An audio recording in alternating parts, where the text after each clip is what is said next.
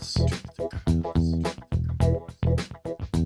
everybody, it's Sonia here. I wanted to give you an update on how my keto quest is going. I told you a couple months ago I was giving keto another shot, and I want to share this with you because I know that I'm not the only one in this crowd here who is now over 50. Actually, I just had my birthday.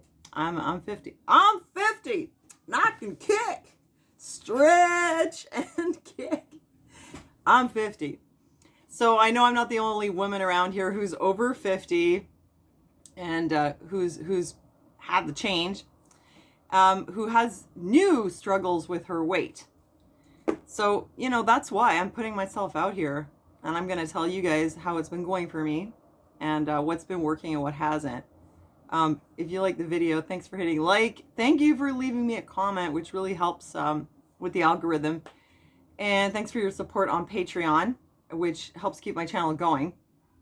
So I feel kind of nervous about this because I would like to come on here and be like, guys, I lost 20 pounds in 2 months, but it's not true. I did not. But I have had some progress, some results, which is a good thing because for the last, I don't know, I guess it was in the last year before I started the keto. It seems like every year, whatever I've been doing that was working to keep my weight where I wanted it stops working. And then I have to find something new, like eat less and less and less, exercise more and more and more, change the kind of foods I'm eating. I mean, clearly it's become a lot more difficult. Like, you guys remember me 10 years ago, even maybe 7 or 8 years ago, I was pretty skinny. Like, I have some videos up here from around 2010 where I weighed about 110 pounds and I was really skinny. And usually it was like around 120, 125. But in all those years, I never had any trouble with my weight. And then as I got into the perimenopause years, it started coming on. I told you guys I got on a scale and it said I weighed like 140 or something. And I was like, what? How did that even happen? I didn't think it could, but it did. So then I endeavored to lose, and this was before menopause, and I was going to the gym a lot, like 3 times a week, and really watching what I eat. And I did lose weight, but I didn't lose it all. I think the lowest I ever got down to was 125, but it was like, it would kind of stay around 130, but I was like, okay, that's fine. So, it stayed there for a while, and it crept up a little, and then in the last year, it seemed like whatever I was doing that had kept it where it wasn't working anymore, like I said. I was really watching what I eat. I don't eat any junk food. I basically don't eat any processed food. I don't eat gluten. In case you're going to give me advice, let me tell you what I do. I'll save you the trouble. I don't eat wheat. I don't eat white flour. I don't eat sugar. I don't eat chips and snacks. I don't eat processed foods. Now, sometimes I would go out with my son, maybe have a piece of pizza, but it's really rare. In my day-to-day diet, it's basically really simple and whole foods. The only thing that I eat that's sweet would be very dark chocolate. I don't have a sweet tooth. And I guess my nemesis maybe would be nuts. Like the thing that I really like to eat that's kind of high calorie, I guess it's nuts. But really, I don't eat much. People who know me say I eat like a bird. So it got to be kind of mind-boggling. Like, how come I keep gaining weight? Where's it coming from? So I was doing these exercise challenges last fall, and even during that, I was gaining 1 or 2 or 3 pounds a month. And I was like, how is this possible? I'm really watching what I eat. Now I'm even exercising. Where's it coming from? And I've heard other women, some of them have this experience post-menopause that it seems like even if they just eat celery, I literally heard someone say, even if I just ate celery for 3 days, I somehow gained 2 pounds. I've heard, okay, if you want to get a little bit technical, what I've heard was that after menopause, when you stop producing estrogen, your body starts producing something called estrone. And estrone makes you grow new fat cells here. And I guess these fat cells don't take very much to grow and to expand, But apparently that's what it is. It's the estrone. It's literally a hormonal thing, and it makes you get belly fat. So before, when I was younger, if I did get weight, it would be kind of more proportionate, or it'd be on my butt. And then in those peri years and since menopause, it comes on my stomach. So it seemed like nothing was working. I mean, the fact that you know, I had been homeschooling, and then when my son returned to school, we went into this pandemic, so it's not like I had a lot of access to the gym. That didn't help. But, you know, I don't want to give up. So I decided to give keto a try again. My friend Laura, the redhead, the nurse, she has very good results with the keto. She's lost about 15 pounds. She's doing keto and she's doing intermittent fasting. So I think she stops eating at 8 p.m. and she doesn't eat again until lunch the next day. So I already told you a bit about what it was like for me starting keto again. Like, I've done it many times, so it's not like it's my first time and I'm, you know, totally new to this. Oh, by the way, that's my zapper on here again. This thing, actually, I feel like it's been really helpful, like, because I have a lot of trouble with my energy, and the zapper seems to be good. Anyway, I went on the keto, and one of the biggest problems I had was that it changes the way I eat. Like, it was a texture issue. Eating dinner without some kind of rice or something with it, just meat and vegetables by themselves, I just couldn't get a handle on it. I couldn't stand it, and it made me so miserable.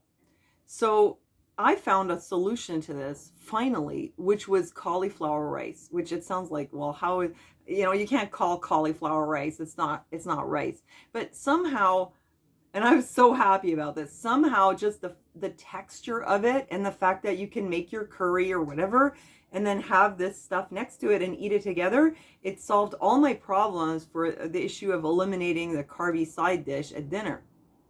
So that was a really big improvement.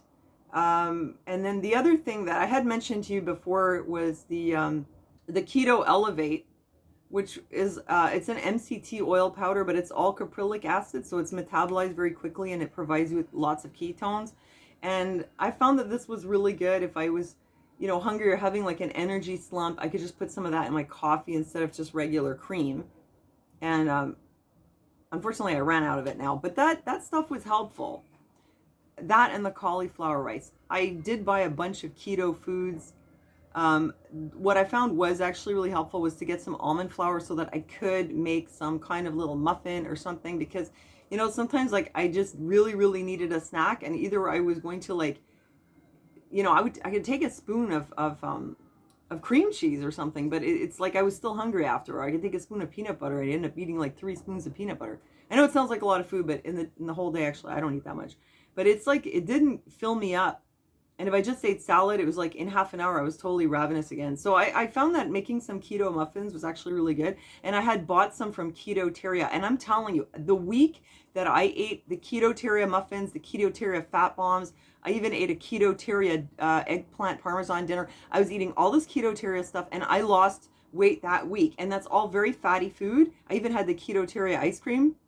I did that for like a week or two. I lost weight during that time. So I can assure you that as fatty as they sound, those foods didn't stop me from losing weight. It seemed like actually that was the couple of best weeks that I had, was when I was eating all this pre-made food from Keto-Teria. Why am I not doing it now? Because it's expensive. So the almond flour and the muffin mix, so it is helpful. So now I'm making my own keto muffins. So I want to tell you about my progress. I basically, all this to say, I finally did find a way to make this workable.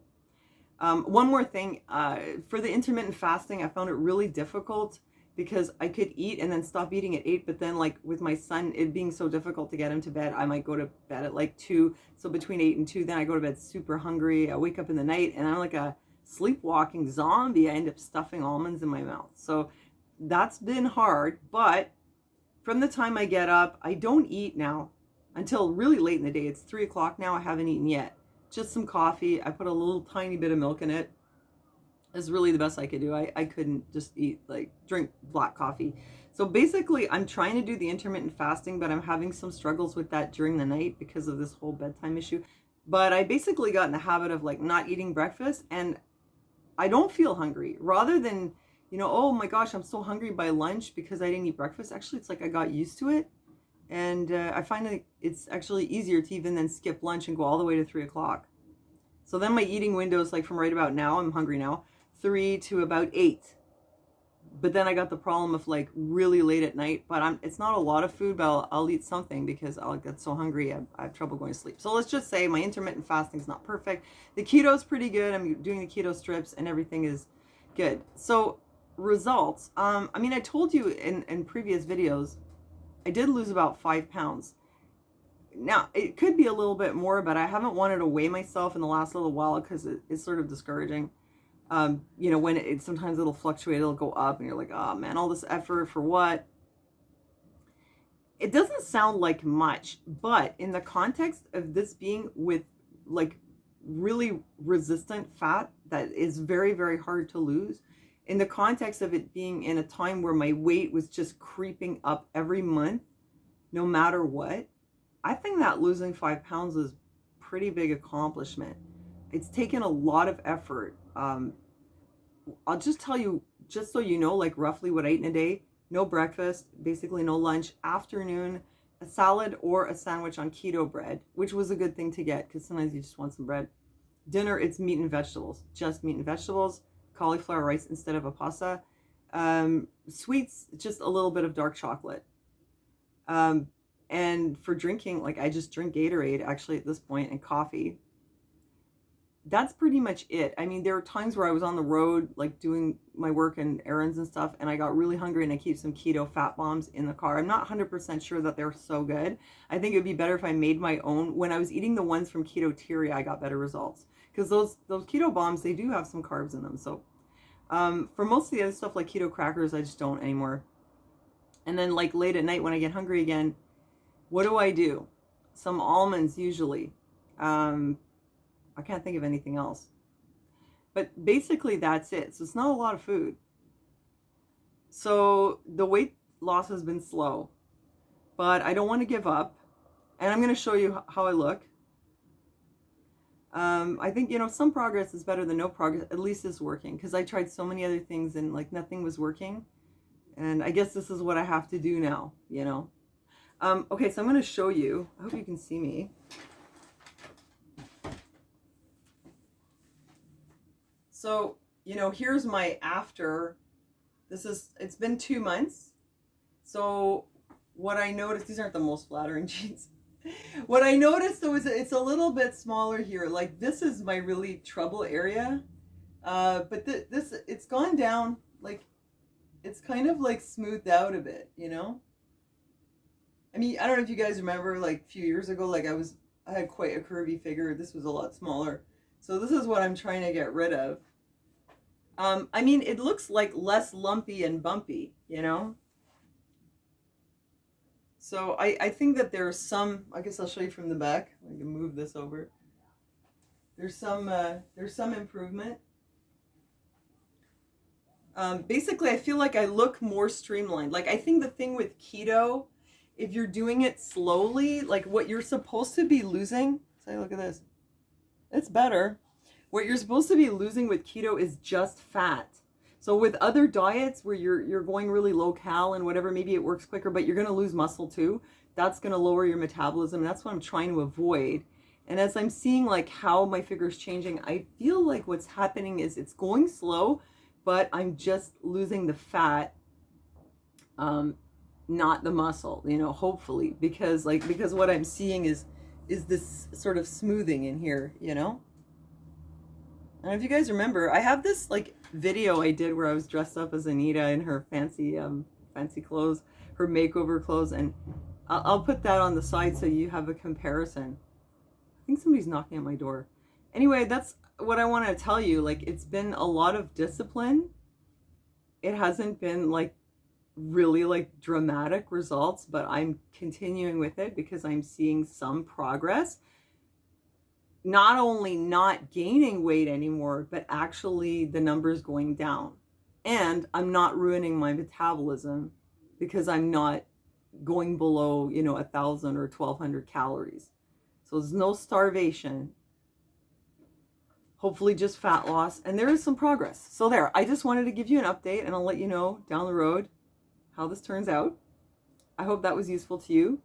Oh, you can check out in the link. I'll leave you a discount link for the Keto Elevate in case you're interested.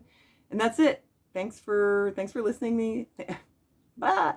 Thanks for listening to me and for joining me. And I'll see you next time.